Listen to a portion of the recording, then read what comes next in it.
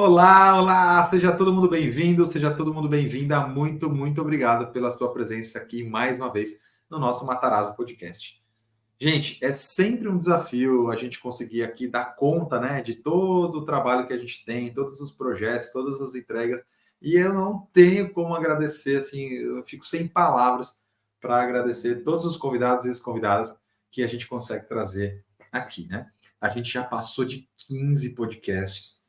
Isso aqui é um verdadeiro desafio a gente conseguir colocar no ar, gente. Então eu fico muito feliz. É uma conquista, porque quando a gente começa projetos novos, a gente não tem muita clareza se vai dar certo, se vai funcionar, se a gente vai ter qualidade suficiente, gente boa, para que a gente possa colocar aqui, e aí a gente consegue sempre se conectar com pessoas competentes e com pessoas que a gente, aqui no interior de São Paulo, a gente fala orna, né? Que parece que orna aqui os assuntos, né? E as conexões pessoais, além das profissionais. Então, hoje, gente, eu tenho aqui a Bruna. Nossa, a gente vai contar como a gente se conheceu, como que evoluiu a minha carreira e a carreira dela, e aí a gente vai contar como foi que a gente se conheceu também e quais são os desafios que ela vem enfrentando aqui hoje.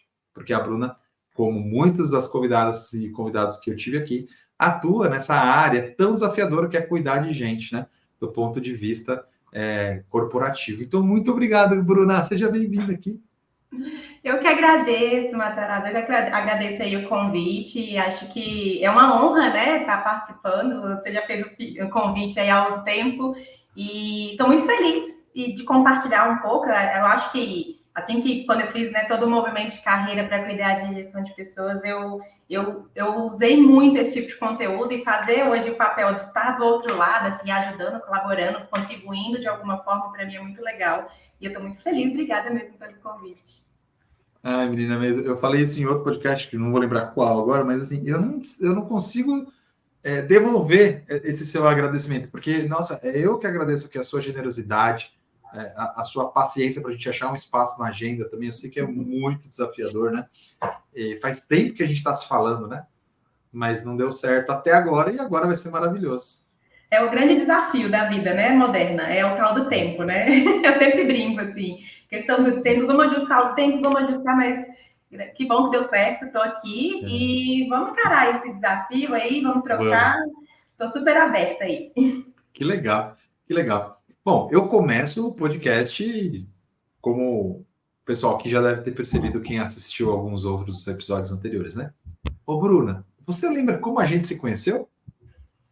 Lembro, foi em 2019, né, na Kraft Heinz, eu tinha acabado de assumir uma posição que eu não sabia, vou ser bem sincera, assim, júnior da Júnior, tinha né, sido promovida ali para analista de talent, e estava aprendendo, estava na fase de aprendizagem, acho que tinha uns 2 meses só que eu estava na cadeira, e aí chegou lá o Matarazzo na minha vida para fazer um treinamento e desenvolvimento para liderança operacional ali das fábricas e do CD. Foi um trabalho incrível, aprendi muito. Eu acho que eu mais aprendi do que executei, viu, Matarazzo? Com 2 meses na cadeira, então eu te conheci esse período, 2019, se não me engano, ali abril de 2019, assim, jogando primeiro, porque a gente trabalhou do primeiro e segundo É, semestre juntos, ali, um pouquinho antes da pandemia. que legal. Muito Eu não tempo. tenho memória, né, de ano, mas eu tenho muita memória dos nossos encontros, dos nossos eventos, né? E eu tenho muito carinho pela Heinz, né? A Heinz, a Kraft Heinz, ela fez grande parte dos anos de 2014 até 2019, grande parte da minha agenda, assim. Talvez muita gente mudou, né? Desde o início da minha atuação lá. Você mesmo não está mais lá hoje, a gente vai falar. A gente perdeu o contato, é uma pena. Mas aqui no Matarazzo Podcast eu consegui trazer também o André Marieto, que é um querido também, que é da Kraft Heinz, eu conheci lá no México. E ele foi um dos poucos aqui dos convidados que não atua em áreas de people, em áreas de RH. Ele já está numa posição de liderança sênior do corporativo mesmo, fora de RH. Que legal. Que legal. Não, 2019, realmente. Bruno, então. Oi? 2019, então eu não lembrava 2019, 2019, muito tempo, assim. E foi Mas lá em também Nerópolis. em Nerópolis, acho que fica 30 quilômetros ali, mais ou menos, 35 quilômetros de Goiânia. A gente fez um evento numa fazenda até. Eu lembro desse É. evento que fizemos, team build, enfim, foi bem legal. Tudo era novo, né, para mim. Eu falo até brinco muito, assim, né? Acho que aquele momento para minha carreira foi muito promissor. A Craft Heinz como um todo, para minha carreira, foi um divisor de águas, né? Como você falou. Já não estou mais lá, mas eu acho que tudo que realmente eu pude viver lá, assim, foi uma grande escola. E aí, assim, por isso que eu tô falando, com 2 meses na cadeira de talent, eu já tinha um desafio aí que muita gente com 6 meses, 1 ano, não tem, né? Que é desenvolver liderança. E realmente, desenvolver liderança é sempre um desafio e tanto, e com o apoio de vocês eu pude realmente suportar lá esse movimento. A gente fez um trabalho bem bacana, rendeu muitos frutos, muitas coisas boas. Ainda tem muito contato ainda com muita gente de lá, realmente ficou para a vida, assim, até brinco. Tem gente que realmente fica além do crachá. Eu brinco, sempre uso esse termo além do crachá, porque é verdade mesmo.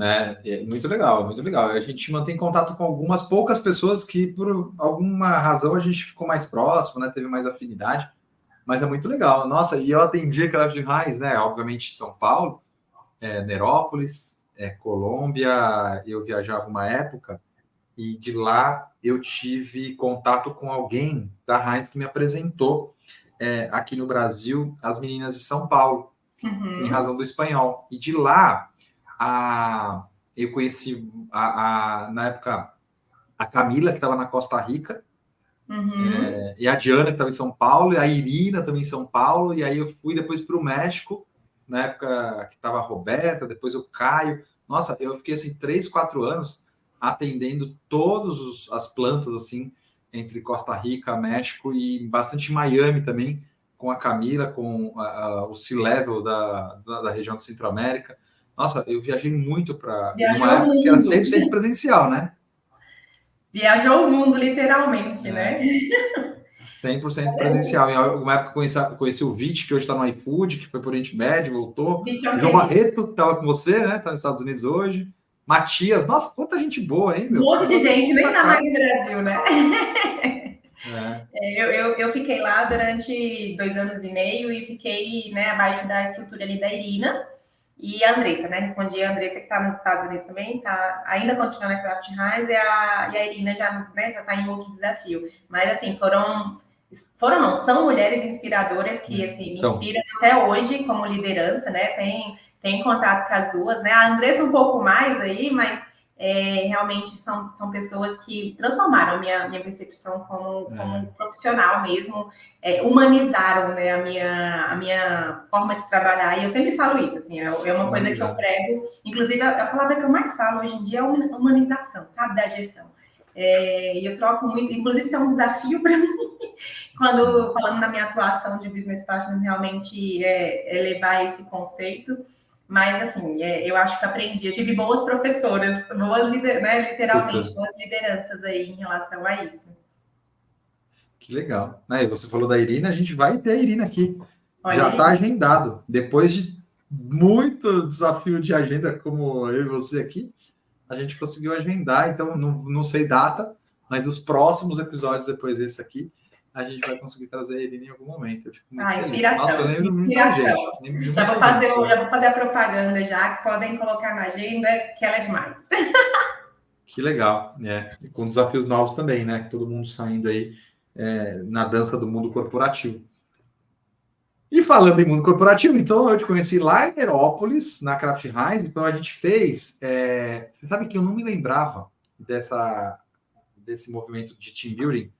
Eu estava pensando mais nos movimentos da fábrica mesmo, que a gente trabalhava ali, a jornada da liderança da fábrica, mas vocês fez referência, então, à nossa a ponte, né? A atividade que a gente tem aqui, que é mais pontes e menos muros. Eu vou colocar o link aqui embaixo, é uma atividade bem bacana. Depois a gente rodou pontes aqui em São Paulo, também várias turmas, se não me engano, 6 ou 7 turmas, até com o C-Level da Companhia do Brasil, naquela época era Pedro Návio, capitaneado pela Irina aqui, o programa. E depois na Costa Rica e no México, a gente não conseguiu ter a estrutura física e levar os bambus, obviamente eu consegui lá, né, o que a gente precisava, e a gente optou por fazer as bicicletas, que são atividades muito, muito bacanas também de team builders. Eu vou colocar também aqui o vídeo da bicicleta. A gente fez na Costa Rica, a gente fez no México. Muito, muito bacana esses movimentos de team building. A gente acabou de fazer um agora aqui também no interior de Goiás, no fechamento de uma jornada de liderança de um hospital. Foi muito, sabe, foi muito gratificante assim, a gente perceber que o trabalho também evolui para ajudar a sociedade, sabe? A comunidade que está ali do lado no caso do hospital. Mas, Bruno, vamos falar de jornada. Então, se eu te conheci lá em Hidrópolis, onde você está hoje? Eu falo que eu vivi 10 anos em menos de 5, né? Literalmente. Eu realmente, eu entrei na Heinz ali, né, na Kraft Heinz de 2018 e fiquei até meados de 2020 ali. Como eu trouxe, né? Foi um movimento de carreira bacana, até para contextualizar minha carreira, né? Eu fiz uma transição de carreira da área comercial, eu era executiva de relacionamento e me tornei, eu falei, não quero mais isso, quero fazer esse movimento. Fiz um movimento muito bem acompanhado ali, tive uma coach de carreira que me suportou, trouxe ali toda uma jornada, né, para fazer esse movimento, não foi de uma vez, foi muito bem planejado, muito bem acompanhado. E quando eu recebi a proposta da Kraft Heinz, eu falei assim, eu preciso aceitar, porque assim, vai ser a escola da minha vida. E realmente foi, assim, acho que, né, eu falo assim, eu vesti literalmente a camisa porque era aquilo que eu queria e assim, eu me dediquei muito naquele desafio. Não sabia de nada, assim, eu entrei, não sabia o que eram os indicadores, o que era turnover, o que era absenteísmo, sabia nada. Não sabia literalmente nenhum tipo de indicador de gestão de pessoas na prática. Eu já tinha lido muito, tinha me preparado, feito cursos, mas na prática era muito complexo. E aí, quando aceitei o desafio da Kraft Heinz, eu passei por várias cadeiras, várias posições lá, né? Até porque tinha muito esse movimento, não sei hoje, mas tinha muito esse movimento de realmente a gente conhecer todas as áreas especialistas, que eu acho super bacana, porque hoje me deu um know-how de área, né, de gestão de recursos humanos, literalmente no detalhe.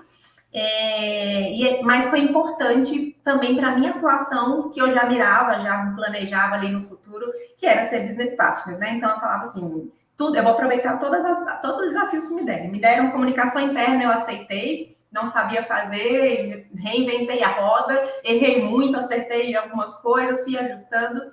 Depois me deram um talent, depois trouxe ali um pouquinho do generalista, porque aí foi quando eu vivenciei, de fato, o RH generalista. Na época ainda não tinha posições de BP, mas eu falei, é isso aqui que eu quero, porque acho que daqui dá para ir para a atuação de business partners mesmo na prática.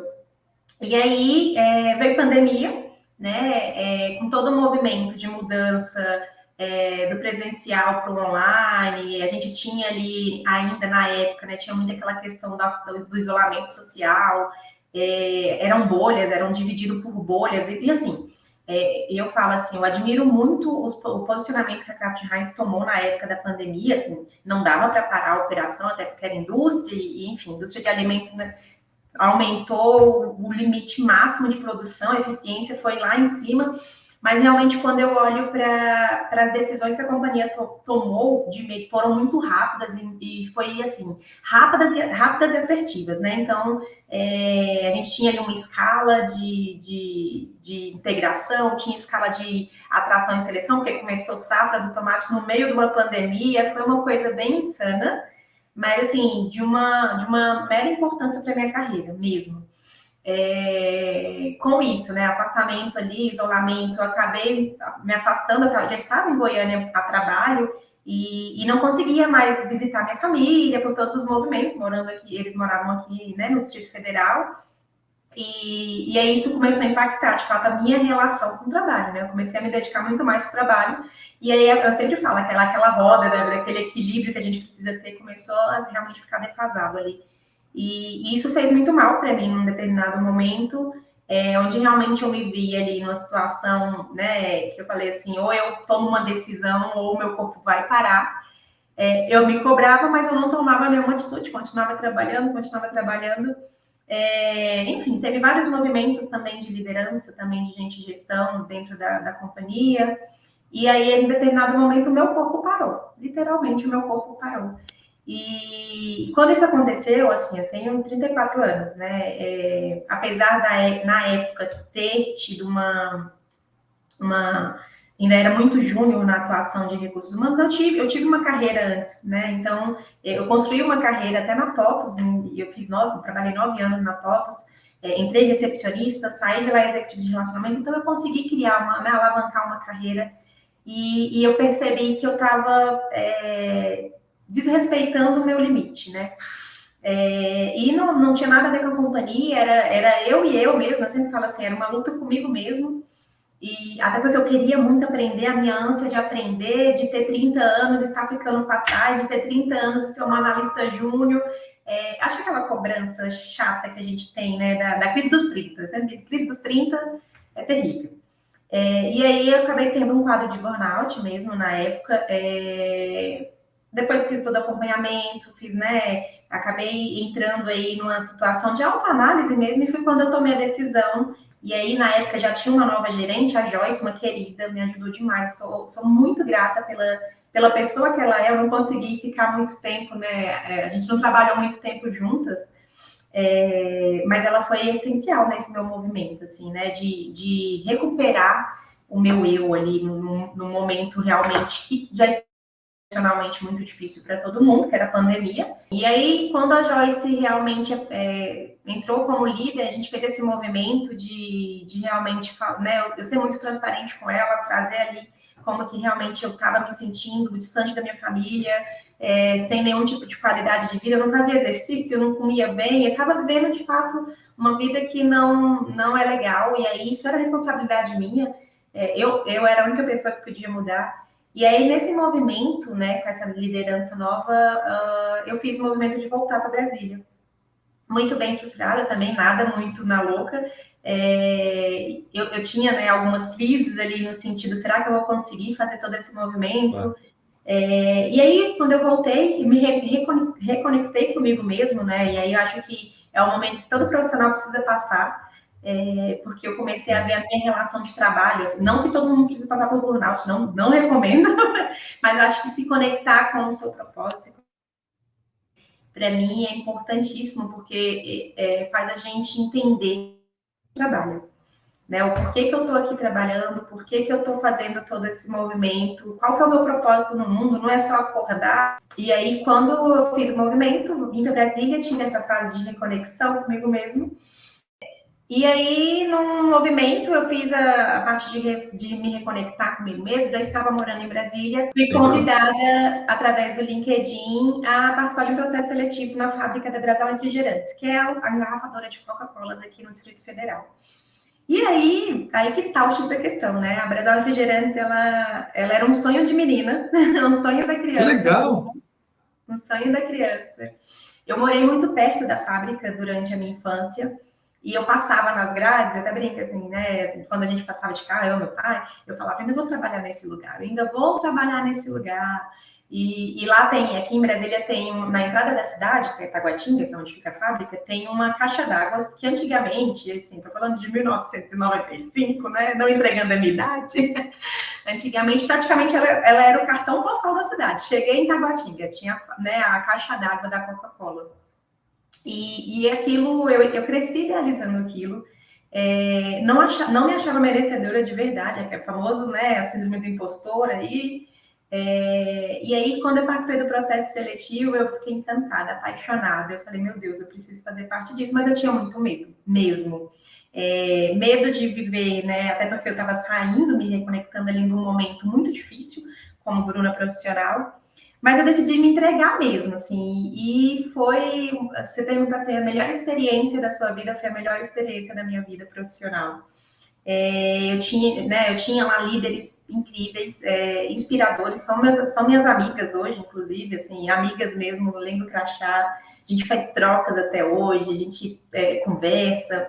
E lá na Brasal eu acabei trazendo muito, conhecendo muito a cultura, apesar de ser uma empresa familiar, né, a cultura familiar barra corporativo, porque tem a parte familiar, que é da empresa, né, mas tem a parte em que também acaba entrando muito ali sobre, né, as ações da Coca-Cola. Então, foi uma experiência única.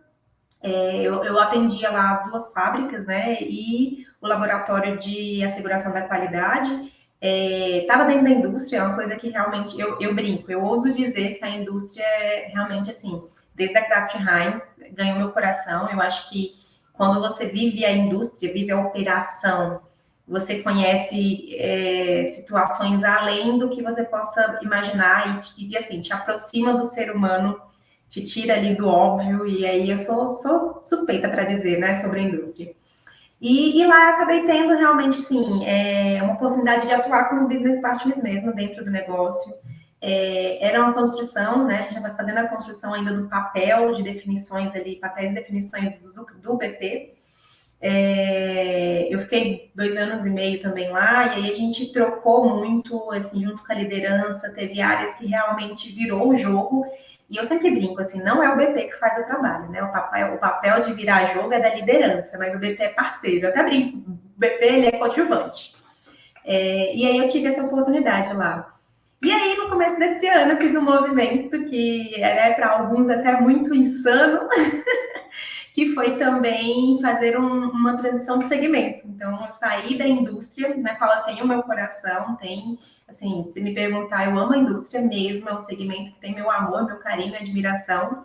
E aí eu aceitei um desafio aí de CBP regional, né, do Centro-Oeste, de um grupo de varejo farma. Então, realmente, assim, eu saio totalmente da minha zona de conforto, né, porque eu já estava ali, já adaptada dentro do cenário da indústria, para conhecer tudo novo de novo, né? Então, eu volto aqui ao meu cenário lá de 2018, quando eu não sabia nenhum indicador.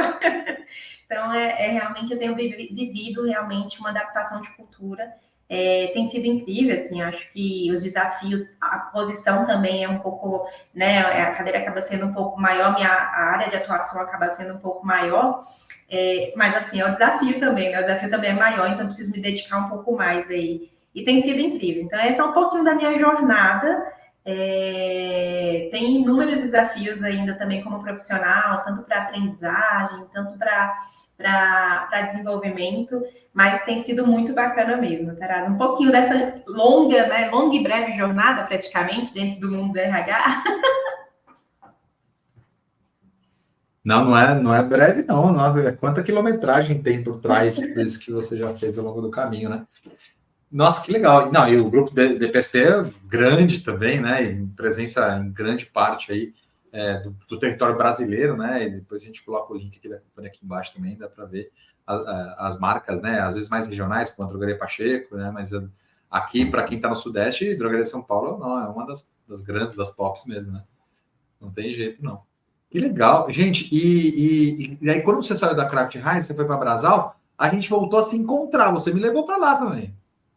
Levei, deu certo em um, né? Deixa eu trazer aqui. Tinha um desafio muito legal lá na Brasal Refrigerantes, e aí, que era clima, né? Clima organizacional. Eu atendi uma das áreas em que a gente precisou fazer alguns ajustes, né? Saindo ali do último lugar né, de clima organizacional, encarando praticamente a área mais satisfeita, né, dentro da companhia. Isso eu brinco, né? É fruto de um trabalho de fato de parceria. Quando a liderança está engajada, quando a liderança decide mudar, né? Aí eu falo assim, o trabalho do BP é esse. E aí, no meio da jornada, a gente construiu ali um programa de desenvolvimento para a liderança também, operacional, e aí foi onde eu te convidei para participar também, fazendo praticamente a mesma dinâmica aí, né? Mais pontos, menos pontos, mais conexões, até porque eu acho que faz muito sentido com o atual cenário que a gente estava vivendo na época. Foi incrível, né? É incrível, assim, não tenho como dizer, não tem como agradecer tudo que realmente você contribuiu ali. Eu acho que tá aí os frutos também, né? Mesmo depois que eu saí, você ainda continua aí parceiro do negócio também lá. Tenho certeza que é só. Eu sempre brinco assim, é só a portinha que a gente abre, quem faz o trabalho aí é vocês. O parceiro do BP serve para isso mesmo, Matarazzo. Que legal. Não, mas é uma delícia. E a gente está em contato com a Patrícia lá, uma querida também, né? Grandes desafios na área de qualidade, né, gente? Vamos combinar aqui uma indústria. Só Coca-Cola, né? Você imagina o que tem ali, né? Sem contar todas as outras marcas, né? Eu sou suspeita para dizer porque eu sou consumidora fiel, tá? Todas as marcas que eu passei, eu continuo sendo consumidora fiel. Não adianta, a gente cria o vínculo, não pode, não tem como. Eu brinco, a melhor água é a água da fábrica que eu atendia e por aí vai. Nossa, sem dúvida, sem dúvida. A Coca-Cola, os refrigerantes parceiros da Coca-Cola Mas do meu ponto de vista da minha cervejinha aqui também é importante para gente, a distribuição. Ai, gente, e é tão legal, Bruna, a gente ver esse movimento do desenvolvimento da carreira, sabe? Mesmo às vezes, movimentação horizontal dentro da própria companhia, outras áreas de atuação, mas também esse movimento de mudar de áreas, né? De mudar de cultura, de mudar de cenário. Eu me lembro muito dessa transição que você foi fazendo também lá dentro da Heinz, depois na Brasal, com mais propriedade, com mais domínio do negócio, sabe? Conectando mais com a estratégia. Eu fico feliz de ver, assim, a sua evolução. Eu me lembro de transição de carreira, eu me lembro da Stephanie, acho que você não sei se você vai lembrar da Stephanie, lá da Heinz, ela era de TI e ela fez esse movimento de transição para RH. Nossa, eu acompanhei desde o início, é muito bacana ver esse crescimento. Stephanie Lopes, não sei se você vai lembrar dela, se trabalhou com você algum Não, momento. não me recordo, mas eu costumo dizer, e a Raiz Muito trazia carinho muito também. isso, né? Esse movimento de fazer com que você rodasse mesmo nas áreas.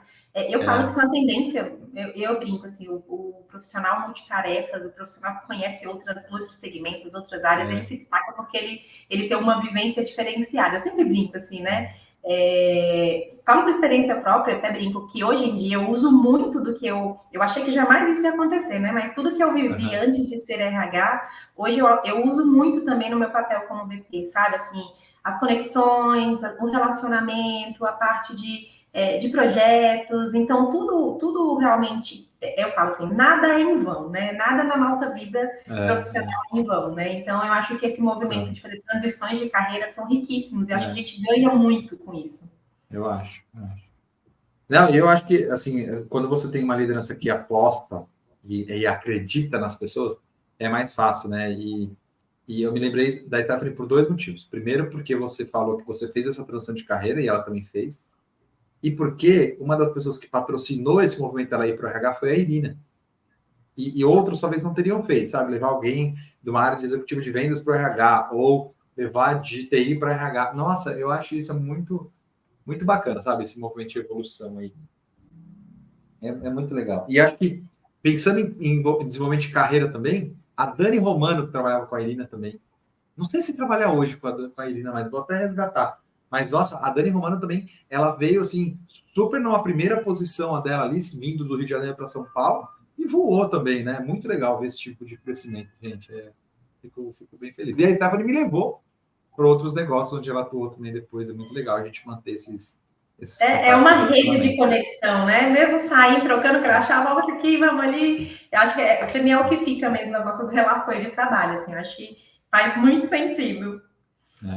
Eu acho que o mundo corporativo está carente de falar de sentimento e também da gente se aproximar pelos valores individuais que a gente tem. Porque, assim, eu sempre costumo dizer que nas aulas que é o seguinte, a gente se aproxima por afinidade. Então, a gente não gosta de comer naquele restaurante, vamos do outro, então a gente vai junto, porque é afinidade. A gente mora perto, então vamos junto dividir carona. A gente torce para o mesmo time de futebol, a gente vai no mesmo salão manicure. Então, essas afinidades muito superficiais, elas nos aproximam. Mas depois de um determinado período de convivência, isso não é mais relevante. São os valores e como a gente pensa o mundo, como a gente pensa o trabalho, é que vai fazer a gente continuar junto, né? E é natural que depois a gente se afasta, porque o mundo vai levando cada um para um lado, mas a gente se aproxima por afinidade e se afasta por falta de aderência aos valores, né? Faz sentido? Total sentido, assim, eu falo muito disso em relação a conexões, sabe? Assim, eu acho que a gente, quando a gente está, de fato, em projetos, né, enfim, que tem pessoas com perfis diferentes, o que une é a conexão. Então, tem alguns momentos ali, e eu brinco muito, para mim é um grande desafio, e aí, falando de atuação de BP mesmo, assim, hoje o que eu estou vivendo, assim, falando de mercado, quando eu falo de desafio, esse é um dos grandes desafios, sabe, Teresa? Independente do projeto, se é um projeto, se é um trabalho, enfim, criar vínculos, criar conexões é muito difícil quando você não tem esses mesmos valores, sabe? E eu falo disso constantemente, assim, até porque, né, o BP ele traz muito esse papel dos indicadores ali, a gente olha muito indicador, por que tá, né, a gente olha muito o número, mas atrás dos números tem ações, atrás dos números tem pessoas, e aí atrás das pessoas tem histórias e tem conexões que um dia foram afetadas ou não, e por aí vai. Então, meu movimento, eu sempre brinco muito, muito, assim, né? E por isso que o meu lema como ser humano e profissional é a humanização mesmo, assim, sabe? Do estilo de gestão. Eu acho que eu vivi isso, acho que todas as, assim, né? Não vou dizer todas, mas 80% aí das minhas lideranças sempre foram muito humanizadas, assim, muito com valores muito alinhados, e para mim isso faz muita diferença mesmo. Até quando eu tomo qualquer decisão de movimento de carreira, eu né, sempre falei assim, eu acho que tem valores que a gente precisa se manter firme. Claro que outros são adaptáveis ali, né? Até por conta da diversidade que a gente tem de time, de pessoas no mesmo time, mas tem aqueles que são inegociáveis, sabe? Então eu acho que realmente, quando eu trago muita humanização, eu tive muita liderança assim, eu realmente concordo com o número e grau que você trouxe em relação a conexões e valores, porque sem eles não tem trabalho, sem eles não tem nada, assim, não tem, além do trabalho, assim, o trabalho é uma consequência, não tem conexão, não tem nada mesmo, literalmente. Robozinho, né? Em tempos de inteligência artificial, né? Um robô.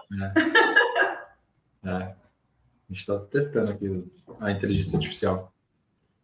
Ai, gente, e você, então, participa de um movimento de transição de carreira, chega no RH, numa indústria de alimentos. E depois você migra para uma indústria de bebidas. E agora você está no varejo. Qual que é a diferença dos business de uma indústria de alimento para a Brasal já tinha diferença? E das indústrias para o varejo? O que você percebe no negócio? Depois a gente fala de liderança, mas no negócio. Tá, na indústria, assim, eu percebo a eficiência, assim, a agilidade, né? A gente precisa ser ágil dentro da indústria, mas é uma agilidade que a gente precisa ponderar, né? Não dá para ser sempre muito ágil.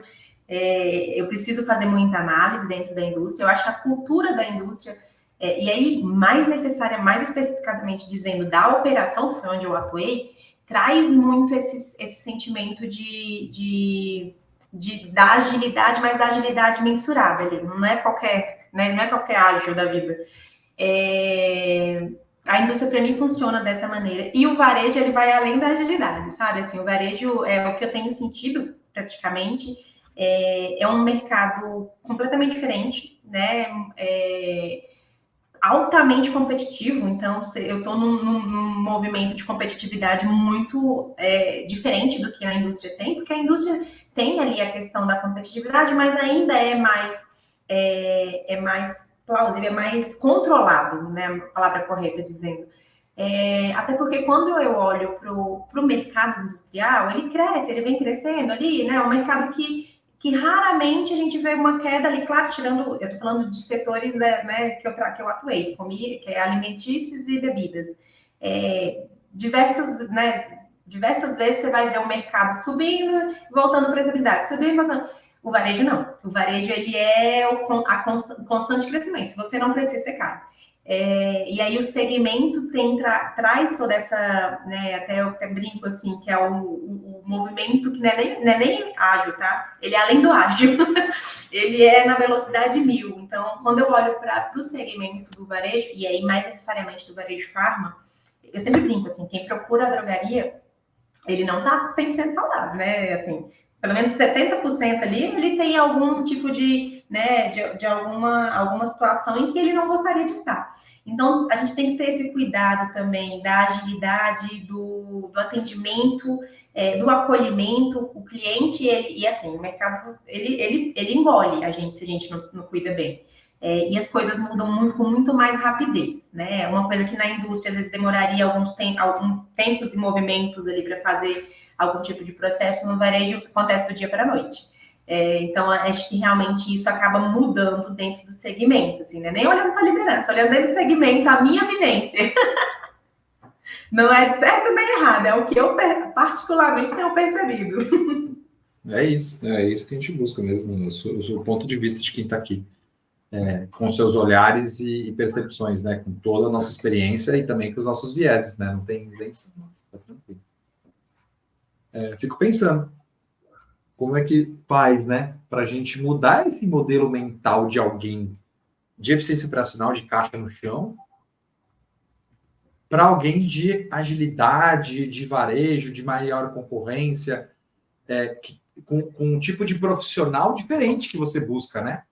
Para contratar na loja e para contratar para uma linha de fábrica, né? Como que foi esse seu movimento de, ou ainda está sendo, né? Que é recente a sua participação, né? No Varejo Faro. Como que está sendo esse seu movimento de evoluir o modelo mental mesmo, assim, de questionar talvez crenças que você já tinha trazido lá da fábrica, né? Como que está sendo o seu processo pessoal aí? Ainda está sendo, meu caso, não vou mentir, não, ainda está sendo, assim, acho que tem 5 meses só todo esse movimento, né? Então, ainda estou nessa adaptação, é muito diferente, como você trouxe mesmo, acaba que também na minha última experiência na indústria, eu já atuava numa indústria que não era tão operacional, né? A gente fala ali da indústria 4.0, já estava num movimento mais avançado, então eu já tinha um público um pouco diferente, né? Um pouco mais técnico, mas um técnico já um pouco mais de perfil comportamental diferente, de perfil de conhecimento diferente também. Então, até porque o mercado está pedindo isso e a gente fala de inovação o tempo todo. Eu até brinco que inovação já passou, tá? A fase da inovação já passou, já é um assunto lá para trás. Isso na época que a gente trocava muito programas de desenvolvimento dentro da operação. E o do varejo de farma ele é diferente, porque, como eu falei, eu não posso trazer só, por exemplo, né, trazendo até pensando público de atração e seleção, né? Quando eu atuo aí com as áreas especialistas para trazer públicos corretos para as lojas, eu atendo algumas UFs aqui, o Centro-Oeste, cada UF é diferente, né? Cada estado tem sua particularidade, então cada estado eu tenho que tratar o perfil de forma diferente. Eu tenho que ser um vendedor, mas não é um vendedor só vendedor, ele também tem que ter o cuidado, tem que ter relacionamento com o cliente, porque a pessoa que está ali, ela possivelmente vai estar passando por alguma situação de saúde delicada. Então, esse movimento ainda está acontecendo, não vou mentir, eu ainda tenho passado por essa adaptação, mas é um modelo que realmente tira você da zona de conforto, porque assim, eu estava praticamente acostumada mesmo com um público de operação mais técnico. Hoje eu tenho um desafio que é um público que começa ali um público operacional, mas eu também tenho um público que é técnico, mas é um técnico que realmente traz um viés ali para a gestão, né? Quando a gente e aí eu acho, né, trazendo até uma boa prática dentro da companhia, raramente você vai ver um gerente sendo movimentado no mercado. Então, geralmente é realizado toda uma trilha de desenvolvimento interno para o gerente daquela loja ter ou seu farma, ou seu gerente convencional que já estava, ou seu administrativo da loja que já estava ali. Enfim, então, raramente dentro da companhia você vai ver esse movimento. O que, por um lado, é legal, assim, porque quando a pessoa começa a galgar ali a carreira saindo do operacional, a gente começa a ter um trabalho de gestão, mas é um trabalho de desenvolvimento que vai além de 2 anos, sabe? Assim, é um desenvolvimento para a vida, porque gestão é para a vida mesmo. Então, eu ainda estou nesse período de adaptação em relação aos perfis mesmo, e esses desafios realmente dos perfis. É uma adaptação mesmo, é um crescimento nosso e às vezes tem dor mesmo, né? Porque para crescer a gente precisa largar o desapegar, né, daquilo que a gente vinha fazendo como verdade absoluta. Muita coisa boa na sua fala. Uma coisa que eu gosto muito de pensar é essas questões de você ter que traduzir uma estratégia global, digamos, Brasil, para as unidades da federação da qual você atua, e na sua fala você traz cada estado é diferente. Mas como assim? A gente não está no Brasil, gente? A gente pode chamar de aipim, macaxeira ou mandioca. Qual que é a certa, né? Exatamente isso. Qual que é o certo? Exatamente esse ponto. Não tem o certo, né? Não tem o certo e não tem o errado. Eu dou esse exemplo, inclusive. Como é que vocês chamam? Eu brinco do din-din, né? Din-din, em alguns lugares é sacolé, né? Enfim. O que é din-din? Eu não sei o que é din-din. Aí, olha aí, não sabe o que é din-din. Aqui é gelinho. Gelinho, olha aí. E é exatamente esse ponto mesmo, né, Teresa? Acho que quando eu brinco, não tem o certo e errado, tá todo mundo no mesmo país, mas cada um tem uma forma diferente de ver, culturalmente falando. A gente tá num país riquíssimo, que de verdade eu vejo isso como riqueza mesmo, assim. Quando eu falo de cultura, E quando eu tô, por exemplo, eu pego um time que tem pessoas de outros estados, aí eu ganho, assim, aquele time, ele disparado vai sair na frente em algum aspecto, seja ele em indicador, seja ele em gestão, enfim. Porque dá o viés do diferente, né? Eu sempre brinco, assim, quando a gente traz a diversidade de pensamentos, né? É igual você falou, a gente se conecta por vínculo, né? Aliás, a gente cria o vínculo por algum tipo de afinidade. Mas o que mantém a gente pensando fora do óbvio, literalmente, ou trazendo soluções que realmente nunca ninguém fez, é quando alguém provoca a gente. E aí, essa questão do sacolé, do din-din, eu sempre digo assim, mas não é sacolé? Não, mas o que é din-din? Por que é que... Ah, deixa eu descobrir a história, por que chamaram isso de sacolé. E eu fiz essa brincadeira, né? Não, estava no Rio, eu fiz essa brincadeira, eu falei, isso aqui para mim é din-din. Mas por que é din-din? Por que é sacolé? Aí a gente vai descobrir que sacolé foi, né, foi uma marca, uma coisa assim, eu não vou lembrar qual era o contexto da história, mas aquilo gerou a curiosidade de entender o detalhe aprofundado daquilo. E aí eu peguei esse exemplo como olhando para o restante do negócio, né? A gente só consegue olhar a fundo todas as percepções quando alguém provoca a gente, né? E aí a diversidade cultural do Brasil permite isso. É claro que tem seus desafios, né? Às vezes a gente tem alguns desafios em relação ao tipo de cultura, né? Eu até brinco assim, tem regiões do Brasil que é muito calorosa, tem regiões que são mais, né, mais sérias, mais frias, no sentido de gerar conexão, de atender o público. E aí você pega uma pessoa que é muito calorosa, muito povo, vai lá e coloca numa região que realmente o público já não gosta tanto. Isso causa, né, uma frustração de expectativa ali no final das contas, mas acaba trazendo muita riqueza também dentro das soft skills e por aí vai. Poderia desdobrar aqui esse assunto, mas realmente eu acho que é um ponto que a gente tem como riqueza. Eu estou lidando com isso agora mais detalhadamente dentro do meu escopo de trabalho constantemente, o que também me tira muito da zona do meu conforto, né, no sentido de pensar fora do que realmente eu sempre fiz. Por exemplo, na indústria eu sempre fiz assim, no varejo não funciona, no varejo eu tenho que ir ouvir, eu tenho que entender, mas a cultura é diferente porque eu estou aqui em Brasília e a pessoa está lá no Mato Grosso, então deixa eu ouvir qual que é o ponto. Então, realmente, acho que esse aí é um cenário legal, que está sendo desafiador, mas que é gostoso de viver. Não, é uma forma maravilhosa de aprender, né? Porque você levanta aí um termo, ou uma dor, ou um problema que aconteceu, e aí você vai investigar, e você tem esse seu interesse pessoal, essa sua vontade de aprender, né? Você já trouxe isso para a gente, de investigar. Nossa, isso amplia repertório, isso faz você entender um pouco mais da realidade do outro, talvez até empatia, né?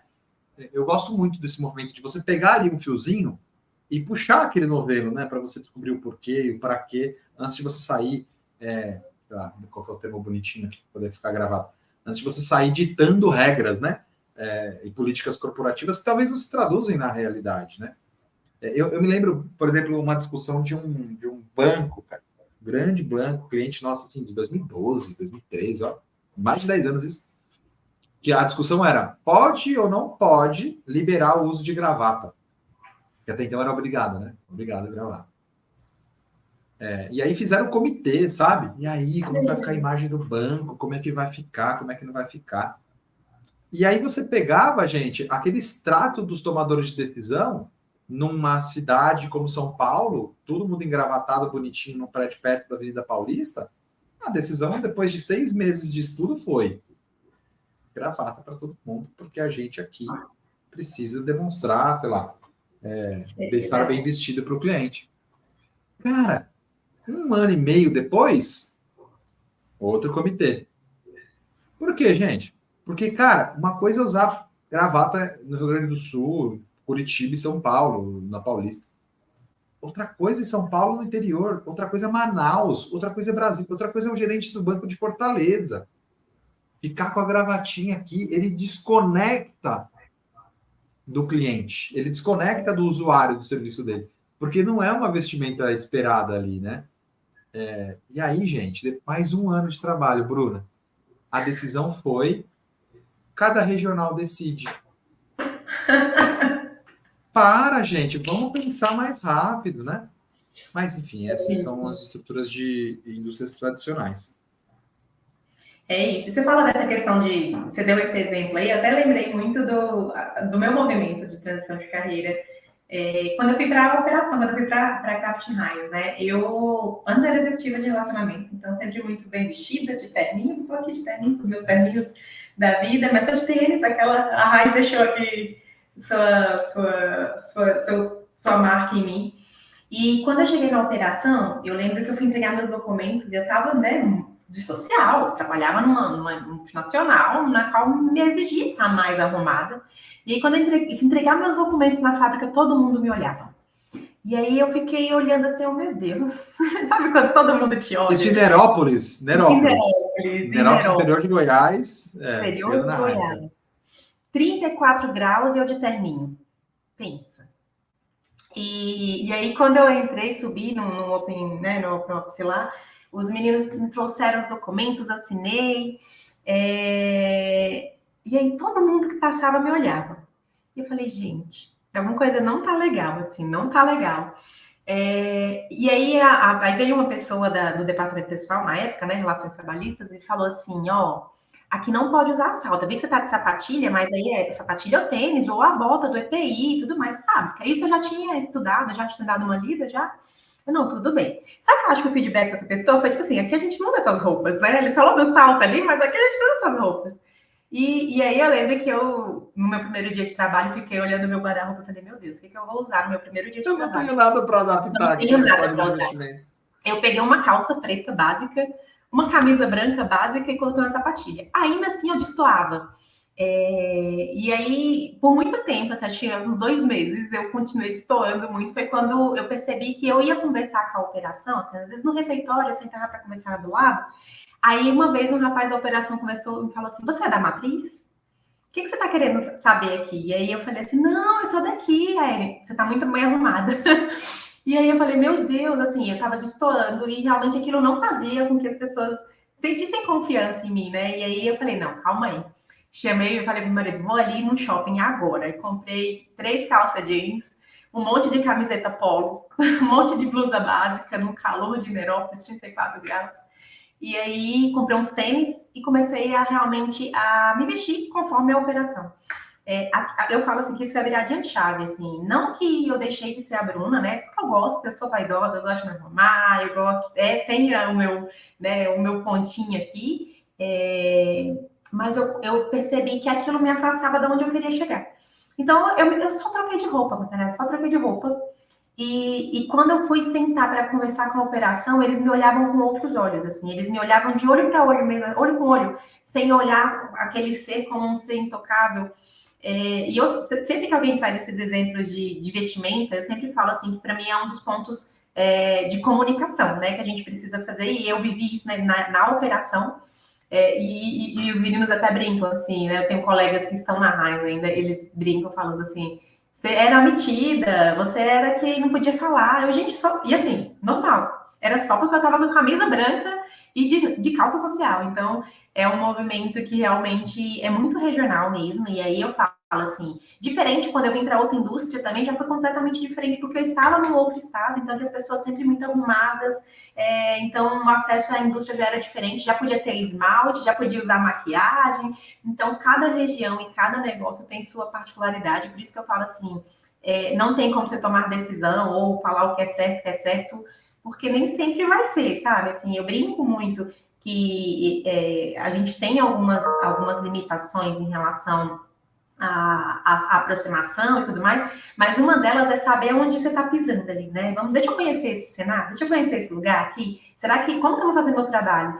E esse exemplo que você deu da gravata faz muito sentido, porque não tem como ditar regra num país que tem inúmeras culturas diferentes dentro do mesmo lugar, né? Então, realmente, quando eu trago esse exemplo, eu sempre brinco, porque foi algo muito fora da curva, assim, fui vista por muito tempo como a metida da matriz, e eu nem era metida e nem era da matriz, então era pior ainda. Então, a gente troca muito essas ideias, assim, traz muito essa conexão. Depois que eu saí de lá, eu doei todas as minhas camisetas polos, porque eu não gosto de verdade. Não gosto, vocês não vão me ver de polo. No máximo a regata. Ai, gente, olha, foi caindo várias fichas aqui. Olha como é impressionante uma única variável do código de investimento, no caso, impactar a percepção que a gente tem, né? Do outro, ou que a gente gera no outro, né? Então, aquela menina de Alphaville que chegou aqui para mandar a gente fazer diferente. Não, eu sou aqui, eu trabalho aqui, eu sou daqui. Só por causa da vestimenta que não conectava com a realidade da localidade. Eu acho isso gera vários movimentos assim, de reflexão. Eu acho que muito rápido eu aprendi isso no mundo da consultoria, né? Que eu fiz a migração do mundo corporativo para o mundo de consultoria em 2010. 2011 eu já estava em sala de aula de desenvolvimento humano e eu aprendi a me adaptar ao código de vestimento do cliente, né? Eu não usava gravata no banco, mas eu usava a camisa para dentro e às vezes até o paletózinho. E um dia eu fui convidado a fazer a barba. E eu ignorei solenemente. Sabedor que eu corria riscos, mas o Alexandre Moreno vai lembrar disso, um grande amigo aqui, dono de uma consultoria bacana também, que se chama Síntese, trabalhei mais agora, mas a gente tem muita proximidade ainda nos conteúdos, e era pela Síntese que a gente fazia, e um dia chegou um diretor e me convidou para fazer a barba, segundo ele, dava uma impressão melhor. Eu falei, obrigado, agradeço, obrigado, um toque importante, né? Valeu. Ignorei solenemente. Mas a gente também se adapta, né? Então, por exemplo, quando eu ia com sapato preto, calça de linho, camisa para dentro na fábrica, o professor chegou. E eu nunca quis ser reconhecido como professor, né? A gente costuma brincar que professor, no latim, significa profeta, né? Profeta tem comunicação direta, né? Chegou o profeta. Meu Deus do céu. Você que é um especialista da cultura local, né? Eu tô aqui para tentar aportar, tentar ajudar. E o seu desafio vai ser conectar isso que eu estou falando para você lá no seu dia a dia, na ponta. Então, nunca quis ser visto como professor, sempre evitando exemplos fora da realidade ou termos em inglês para a população que está lá na planta e abusando do jargão corporativo quando a gente trabalha com média e alta liderança, que é o que faz parte do dia a dia desse povo que trabalha na tomada de decisão, né? Muito bom. Mas é um movimento que eu acho que, assim, ele é fluido, ele não é uma coisa que as pessoas criaram, é natural, sabe? Assim, quando você chega num lugar... E eu trocava muito... A Irina fez vários movimentos, inclusive, na época, de ajuste dessa questão de dress code e tudo mais, dentro da operação. Falando de operação, a gente tem regras de segurança, tá? E aí, realmente, dentro de fábrica, a gente tem questão de maquiagem, esmalte, né? Não dá para entrar com acessório, mas aí tem toda a questão assim, o que é segurança e o que a gente está colocando como um conceito que não precisa, sabe? Assim, uma coisa é segurança e é inegociável, realmente, assim, eu acho que eu nunca trabalhei em nenhum lugar que isso não fosse negociável. Mas quando a gente olha nas entrelinhas e outras situações, tem essas questões, como você falou da barba, né? Eu falo isso, porque eu sou mulher, já passei por situações em relação a tipo de roupa, tem que usar isso, tem que usar aquilo, tá? Então, a gente vê nas entrelinhas, mas eu acho que assim, é um movimento que se cria muito naturalmente, sabe? E ele vai trazer, eu acho que hoje não mais, assim, e aí no mundo corporativo, acho que a gente trouxe, eu até brinco, assim, a gente trouxe muita leveza para o mundo corporativo, eu brinco, assim, tem pessoas que eu admiro ao extremo, e Irina é uma delas, e admiro ao extremo, e eu lembro que em todas as palestras da eu, né, algum tipo de trabalho que eu a vi, que eu admirei aquele momento, achei, assim, sensacional, ela estava de all-star. Então, assim, não necessariamente aquela profissional que a gente coloca lá em cima, vai estar de salto alto, de terninho, e, assim, claro que tem situações que a gente precisa, né, colocar um terninho. Eu brinco disso, porque eu gosto de moda, minha segunda, eu falo que é por hobby, tá? Eu faço aí uns cursos de moda por fora, mas eu brinco muito que a forma como a gente hoje vê as vestimentas também, como a nossa imagem no mundo corporativo, ele mudou muito, e ainda bem que mudou. Porque, justamente, igual você falou assim, né, em 2012 era isso que você falou, da barba, da roupa,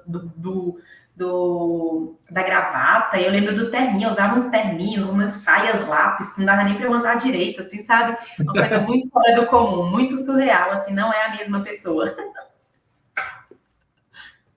Nossa, isso é muito profundo, cara, sabe? Você não precisa estar com, né, com a roupa de marca, um taierzinho ali para você ser uma mulher que vai se impor ali no seu negócio. A não ser que o seu negócio exija esse tipo de comportamento, né? Exija esse tipo aí de vestimenta para você se adequar ao público que está ali interagindo com você, né? Senão, é melhor a gente ser a gente mesmo. Eu gosto muito disso.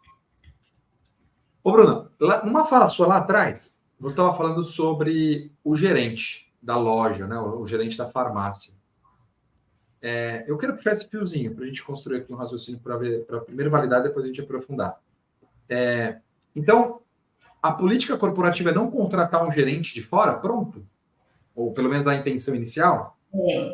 Assim, não vou dizer que nunca, né? Até porque tem algumas outras situações, mas a primícia assim, né? Só contrata de fora depois de aprovação do comitê.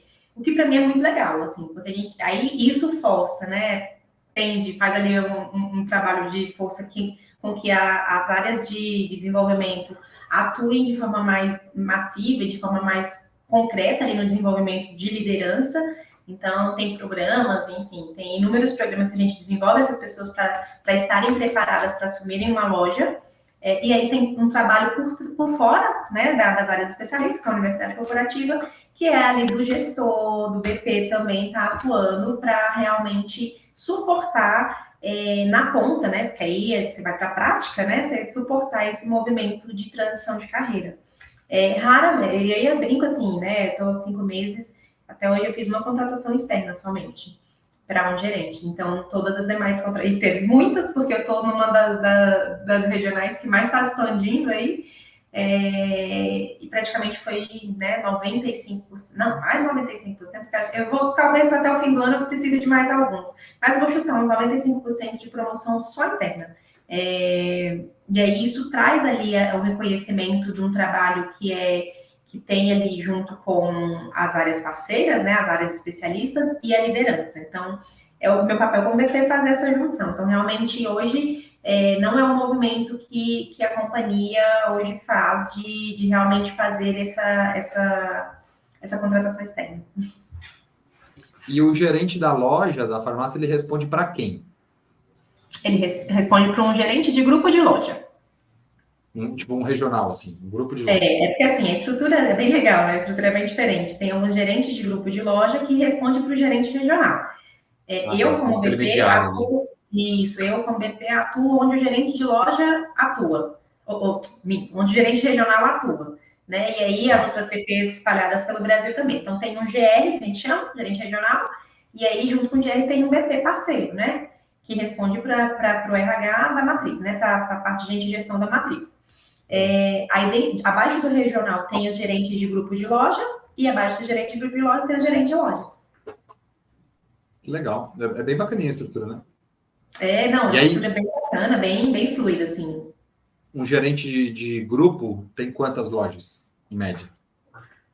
De 20 a 25 lojas, a princípio, tá? A tendência é aumentar um pouquinho. Tem outros gerentes, estou falando da minha regional, né? Tem outros gerentes que acabam tendo um pouquinho mais, que aí depende muito também da atuação, né? São Paulo, por exemplo, a gente tem muito mais gerente de grupos de loja, tem muito mais gerente de loja, pela quantidade de lojas que a gente tem aí, né? É bem mais.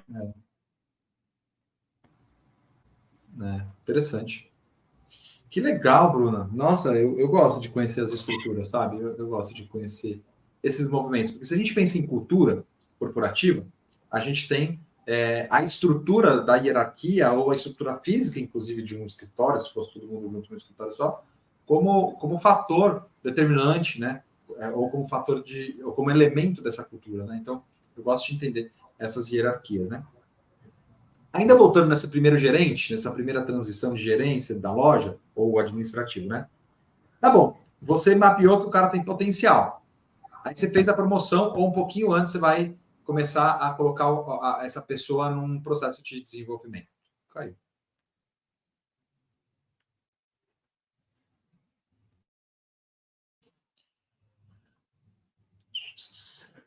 Aí, Dani. O nome dela. Achei. Dani. Tava falando com a Dani aqui. A Dani caiu. no minuto. Estou anotando aqui, 1h02. Tudo bem aí, Bruno? Tudo bem, não machuquei, não. Então, eu estou anotando aqui depois para ela poder colocar a minutagem. Voltar. Foi.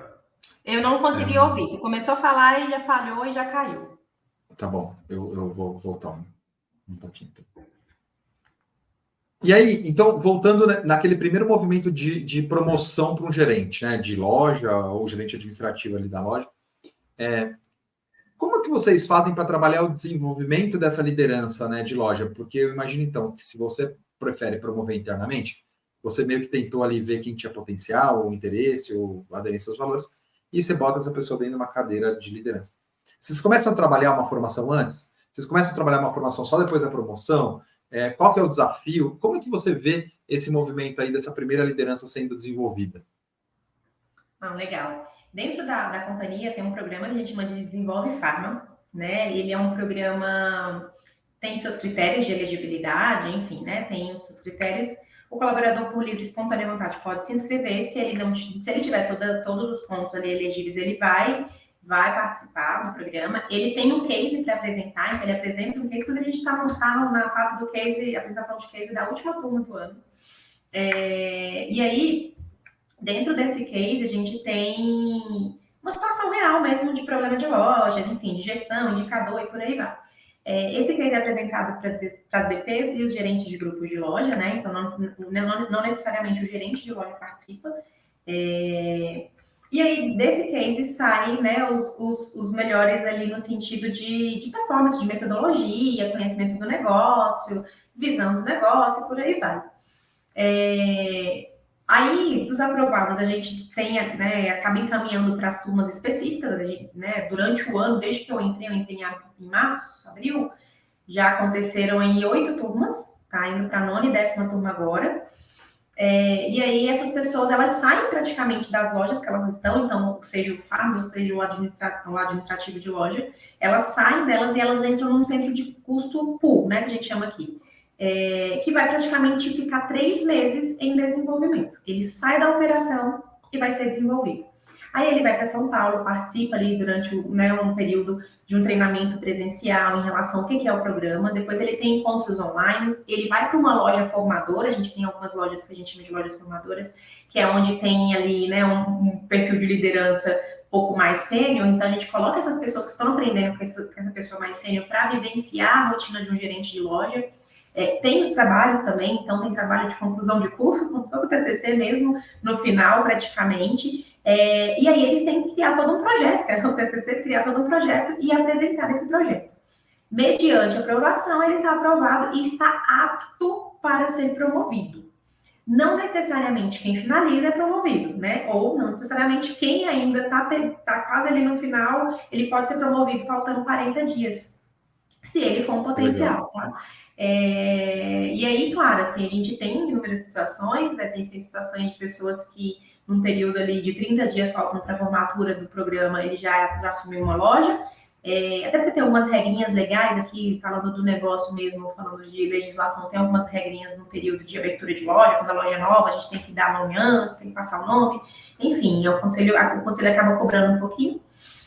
Mas aí, como desafio realmente é formar gerentes, assim, e aí como desafio de companhia, é formar 300 gerentes até o final do ano, assim, então por isso que é um treinamento muito além da sala de aula, muito além do conteúdo teórico, né, que a gente às vezes passa geralmente aqui nos encontros. Então, é muito mais prática, é muito mais dia a dia, acompanhamento do próprio GGL, né, que é o gerente de grupo de loja, desse gerente que acabou de ser promovido, apresentação dos indicadores, enfim, eles têm durante esse período, que eles estão 3 meses, né, praticamente, eles têm uma imersão no negócio mesmo. Então, a parte teórica, eles têm a vivência ali, que é a parte teórica, e a vivência na parte prática, que é a loja formadora. Né? Não necessariamente ele pega uma loja que esteja parecida com a loja formadora que ele estava. Às vezes o desafio é muito diferente. Trazendo outro desafio de UF, né, de fazer transferências para estados diferentes na qual você mora. E a gente trabalha muito com mobilidade. Então, quem tem mobilidade, quem não tem mobilidade, para fazer esses movimentos, né, tempos e movimentos. Vai inaugurar uma loja no interior do Mato Grosso. tem alguém com mobilidade? Alguém consegue ir e tudo mais? Alguém quer ir? Geralmente essas lojas mais interior, um pouco mais complexas, né? E aí, assim, tem lojas de complexidade muito alta, mas em cidades muito prósperas. Então, realmente, a gente tem inúmeros desafios.